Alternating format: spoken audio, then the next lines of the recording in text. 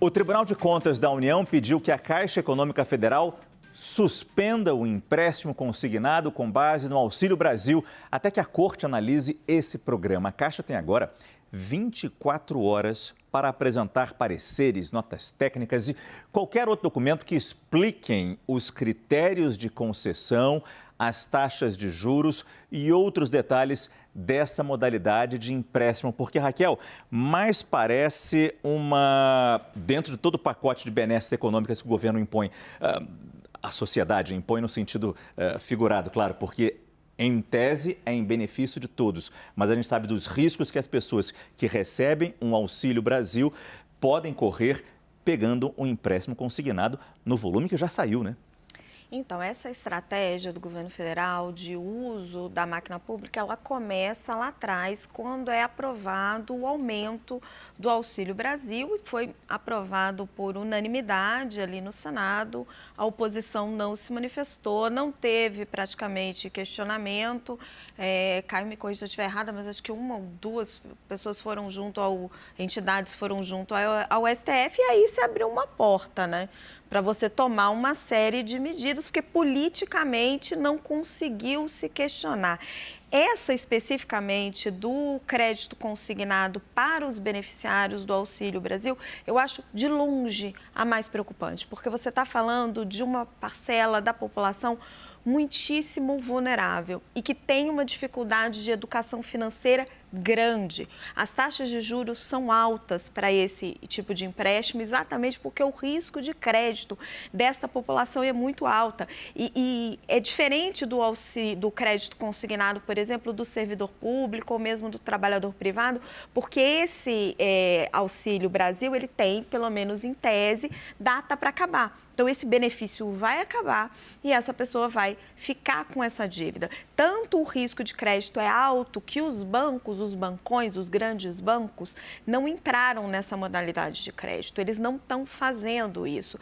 Eles alegaram o risco financeiro e também questões morais para não entrar nessa história. A Caixa ficou muito sobrecarregada porque a demanda foi grande.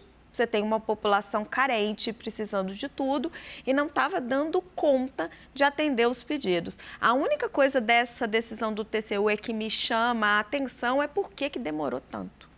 Tentando ver os dois lados, Diego, eu começo com você primeiro. Como a Raquel bem disse, muita gente procurou esse empréstimo, ou seja, muita gente está precisando de dinheiro, a gente sabe disso. Mas quando você equilibra no momento eleitoral, dá essas benesses, como é que você faz esse equilíbrio, sabendo da necessidade das pessoas, mas correndo o risco de estar usando a máquina para ganhar votos? É sempre difícil, né? Porque, afinal de contas, nós estamos vivendo um período complicadíssimo da economia, né? Queda de renda, inflação, quer dizer, a inflação está melhorando um pouco, mas ainda assim a situação é bem complicada, né, em termos de emprego e renda. Então, quando o governo, de forma tão direta, perto do período eleitoral e durante o período eleitoral, abre, de certa maneira, os cofres, porque a Caixa é um banco público, e um banco, aliás, que está em crise por outras questões, né, realmente causa uma certa perplexidade.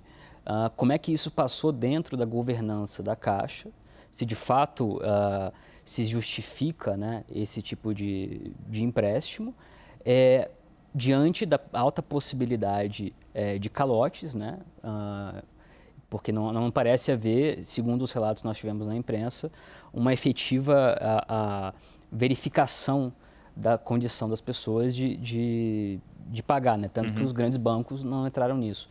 Então, isso está contido, eu acho que dentro de um contexto maior, desse pacote de bondades eleitoral, né, que envolve também impostos, diminuição de impostos, vale gás, uma série de medidas que visam, isso politicamente nós sabemos, ajudar a reeleição do presidente.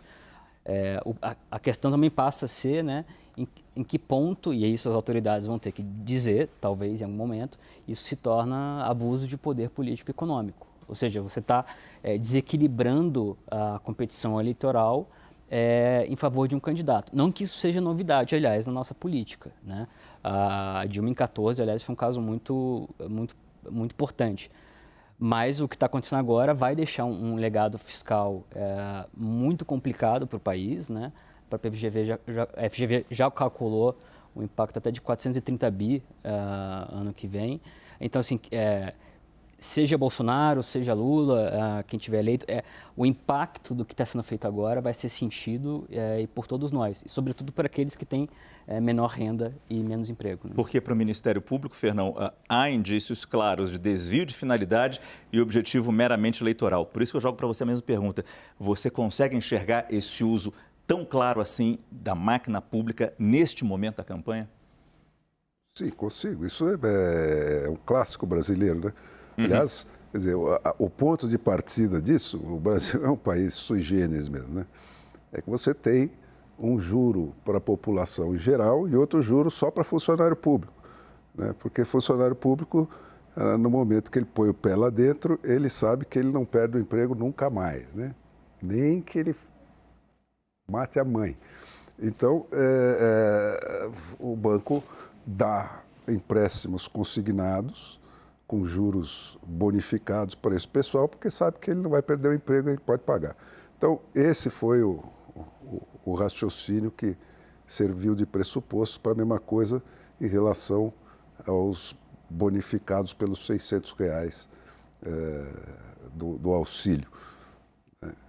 Então, é assim, quer dizer, o problema aí vai ser que, né, ele não vai poder contar para o povo que tem esses benefícios novos todos, porque ele ficou só com 55 minutos de propaganda na TV, né, e a militância judiciária do Supremo Tribunal deu 395 para o Lula e 55 para ele. Né. Isso dá mais de 6-0, né, só com gol de juiz. Uma goleada exclusivamente com gol de juiz. Então ele fica criando coisa aí, mas ele vai poder contar para as pessoas que têm essas benesses todas para elas acessarem. Bom, deixa eu só voltar para o campo político de novo. E aí não tem Tribunal de Contas para fazer esse julgamento. Mas até em cima do que o Fernão fala, qual vai ser o tamanho do golpe para a campanha de Jair Bolsonaro, se os empréstimos não puderem mais ser dados ou se ficar claro que era um uso eleitoral? Márcio, a decisão do ministro Haroldo Cedras, ela é uma recomendação, na verdade. Esse é um pedido, a gente recebeu hoje, a Daniela também, a decisão do ministro Haroldo, né? Muito embora a área técnica do TCU, na quinta-feira, salvo engano, da semana passada, tenha recomendado a suspensão, o Haroldo Cedras havia essa expectativa de que ele determinasse a suspensão, mas ele não o fez. E aí, qual que era a ideia, né, de quem estava defendendo a suspensão? Era que o Cedras determinasse a suspensão e fosse marcada uma audiência, um julgamento da decisão dele depois das eleições. Então, ficaria suspenso até lá. Isso acabou não acontecendo. Então, na prática, tudo segue na mesma. Não há um impacto... Essa decisão do TCU, zero impacto na campanha. Zero impacto na campanha e no mecanismo de pagamento do consignado. Porque não tem uma decisão, não foi suspenso. A gente lê a decisão, ele fala, e sugere que cesse em 24 horas, sob pena, e daí ele pede um monte de relatório e fica por isso mesmo. Não tem... Talvez depois desses relatórios, o TCU tenha esse poder de determinar... Pare com a concessão dos empréstimos consignados. O que pode acontecer de fato, assim, Márcio? É que depois, assim, o efeito eleitoral é até domingo. Se é que há um efeito, eu acredito que há, não sei se a ponto dele ganhar a eleição, creio que não. Mas o que pode acontecer? Vamos supor que o presidente seja reeleito domingo. Se esse processo avançar, se o Tribunal de Contas da União considerar que houve um abuso de poder econômico, político, isso aí pode virar, isso eu já ouvi, então não é uma opinião, é uma apuração, pode virar o processo da Dilma das pedaladas, de alguma maneira. Pode. Estou falando muito no campo da hipótese, mas isso eu já ouvi, isso já me foi dito. Mas para isso o presidente Jair Bolsonaro teria que vencer e o TCU ficar ali com isso como uma espada ali para tocar adiante. Assim como a tal da AIGE, que é um palavrão, um nome feio, no Tribunal Superior Eleitoral, que já tem uma ação de investigação da Justiça Eleitoral, também pode ficar no TSE, que isso também virou, toda eleição tem uma AIGE para o TSE se cercar dela, né? A de 18 teve, o TSE acabou julgando, rejeitando. Mas tem essa possibilidade, seria só nesse aspecto. Agora, daqui para domingo, a Caixa não vai suspender. Só vale o que está no estado de sítio do último decreto. Né? Eu acho que vai... Imediatamente entra em vigor, qualquer ordem que eu der. Eu só acho que vai... Entre elas começa esta, né? 6-0 em termos de tempo de televisão. Depois dessa, você precisa de muito pouca coisa. Então, o que eu acho que muda a eleição, para além dessa matemática de quem do herdeiro de qual terceira via recebeu quantos votos, continua sendo aquela coisa. Quer dizer, você tem um país onde o judiciário não pode mais julgar, né? Ele foi cassado junto com a sentença que condenou o Lula. As 3 instâncias do judiciário foram cassadas assim. Né? O Ministério Público não tem mais o seu papel de dizer quem precisa ou não ser julgado segundo a lei brasileira, basta o Randolfo Rodrigues. Quem está ferrado na vida não está nem ligando se o Supremo está avançando o sinal ou não. Você acha? Eu acho. Quem ganha um salário mínimo, 2 salários mínimos, o que está pesando na decisão dele do voto é o bolso dele. Isso. Não é se o Alexandre de Moraes está autoritário ou não está autoritário.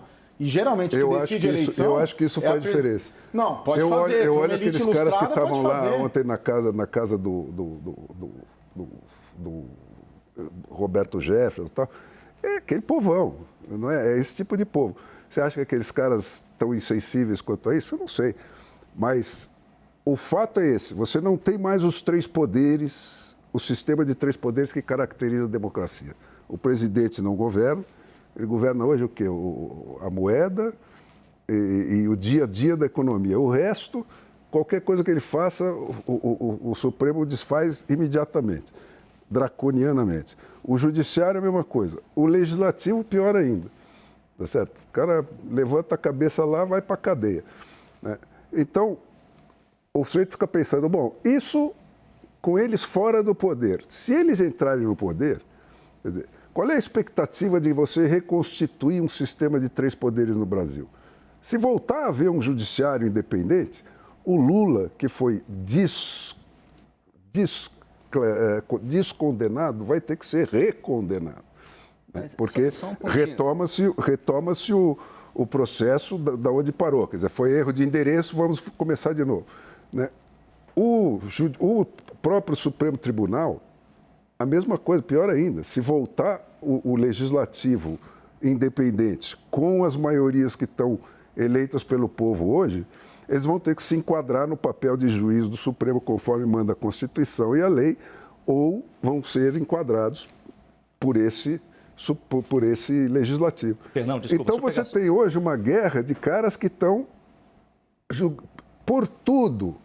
Entendeu? Porque é para matar ou para morrer. Fernão, agora deixa eu só falar aqui. Diego, termina rapidinho então o tema. Eu só ia concordar um pouco com o Caio em relação ao fato de que a grande preocupação das pessoas, sobretudo os mais pobres, é com emprego, renda, e que essas questões, sem entrar no mérito delas, do Estado Democrático de Direito, tendem a não virar votos no volume que a gente está falando, milhões de votos, né?